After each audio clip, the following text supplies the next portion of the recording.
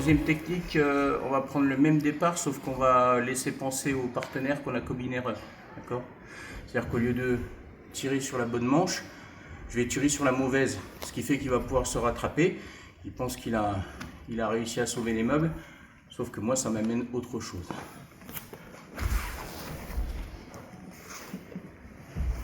Voilà, normalement je suis ici et je vais aller tirer cette manche pour percuter. Là je suis en saisie croisée, d'accord? C'est-à-dire que ma main va aller chercher le bras opposé, ici, d'accord? Et je vais faire le même travail, pied au sol, la jambe qui percute et en même temps je tire sur cette manche. Qu'est-ce qui se passe? Systématiquement, il pose la main au sol et il lève cette jambe pour avoir un équilibre. Eh bien, je vais aller tout simplement chercher cette jambe et là, je vais toujours chercher à mettre la cheville à côté de mon oreille, à côté de ma nuque. D'accord? Je vais toujours le plus près possible de la cheville. Et là, je vais changer de main. Boum. Là, deux solutions. Soit il se remet face à moi parce qu'il ne veut pas rester le poids de corps là-bas. Voilà. J'allonge sa jambe et je tourne là-bas. Donc là, vous voyez, j'ai le pied qui est bloqué en dessous. C'est pas un problème. Je viens là et je le dégage.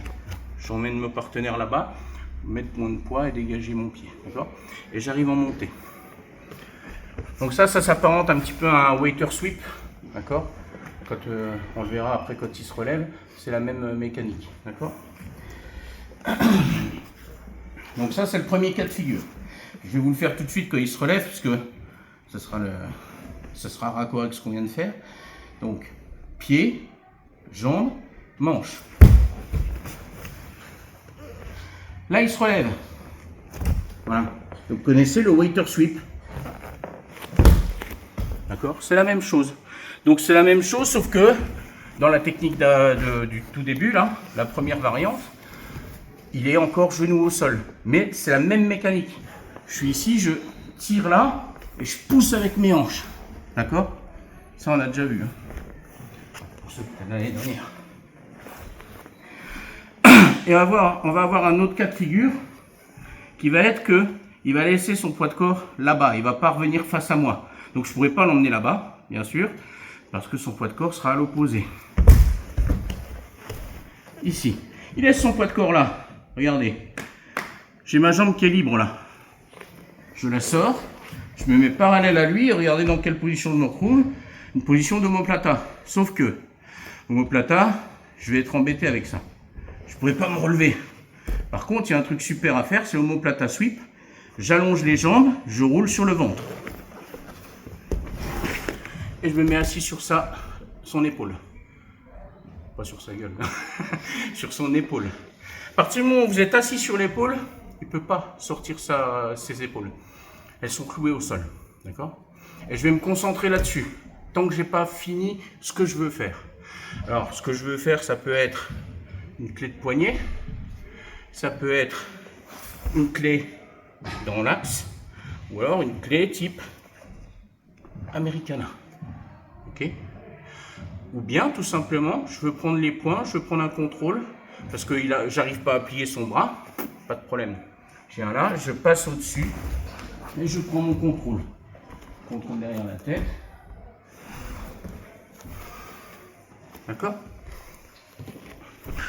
Omoplata sweep, c'est quelque chose qu'on a déjà travaillé. Ça en fait encore une fois une nouvelle application. Moi je trouve que c'est un renversement super intéressant parce qu'il est très très facile à faire. Il ne demande aucune force, c'est vraiment allonger les jambes et rouler sur le côté. Et l'adversaire se charge tout seul sur nous. Et après vous avez juste à lui remonter sur l'épaule et attendre que ça se passe. Voilà, donc là, saisie croisée. Pied, jambe, manche. Tout de suite. Je sais que je veux faire ça. Donc dès que sa jambe arrive, je l'attends, je la prends. Et je fais en sorte d'être le plus près possible de la cheville. Je fais la transition de main. Il se remet face à moi. Hop. Waiter sweep. Hop. La jambe est bloquée en dessous. Pas un problème. Hop, je la dégage.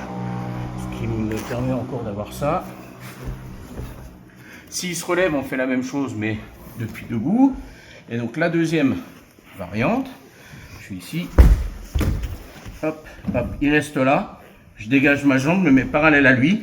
J'allonge mes jambes et je roule sur le ventre.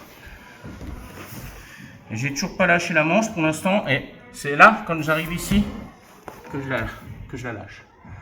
D'accord? Et là, je fais comme une pince hein, avec ma jambe. Je m'assois tout mon poids sur son épaule. Je fais comme une pince sur son bras.